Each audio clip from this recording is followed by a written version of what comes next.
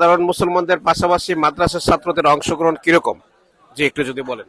আলহামদুলিল্লাহ, আল্লাহ পাকের কাছে প্রথমে শুকরিয়া জানাই যে আল্লাহ পাক এই প্রতিকূল অবস্থার মধ্যে আমাদেরকে এই ইজতেমার ময়দানে আগের মতোই আসার ব্যবস্থা করে দিয়েছেন। আমি বড়কাটা মাদ্রাসা থেকে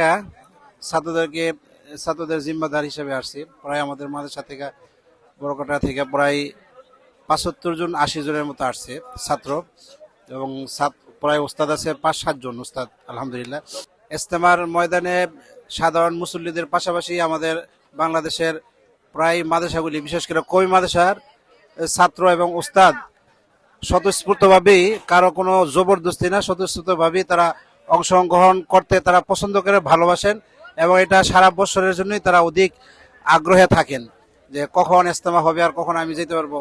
আমাদের মাদ্রাসার ব্যাটায় আমি বলি যে অনেক ছাত্ররা এমনি বেশি টাকা দিয়েও আসতে অনেকেই আমাদের কাছে নাম লেখাইতে চাইছে। আমরা মাত্র ৩০০ টাকা করে ধার্য করছি প্রত্যেক ছাত্রের হারে, কিন্তু অনেক ছাত্র বলছে আমার হুজুর আমি বেশি দিব, তাও আমাদেরকে নিয়ে যান।